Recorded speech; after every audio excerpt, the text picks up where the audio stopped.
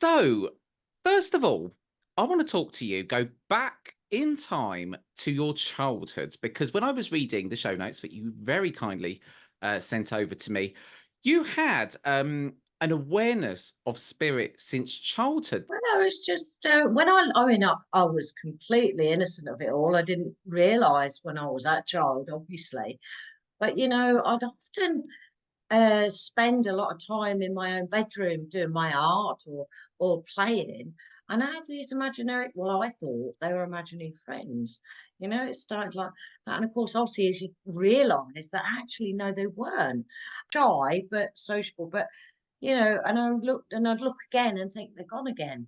And I didn't really understand and never feared it really. I always knew that we lived after this life, but I didn't get it or understand it. And I remember one time, I don't know, I'd been to a friend's and I was walking home, and I got this voice that told me to be careful. And I remember looking out the window and I was like, oh, and there was this guy was following me.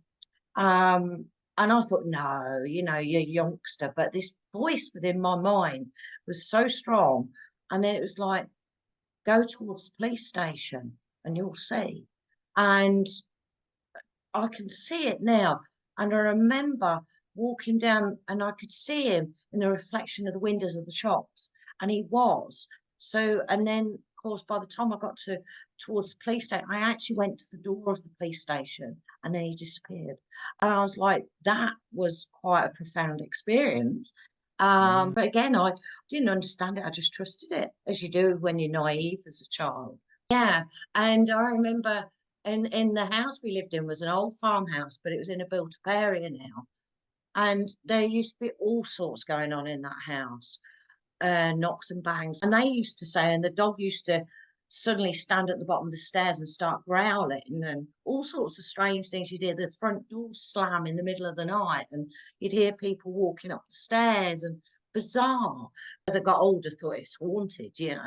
But I remember laying in bed this one night, and this lady in old, like, how can I be? She came out of one of my walls, and I was awake because I'd only just got into bed, and stared at me with this candle in her hand, and then just disappeared out the other one.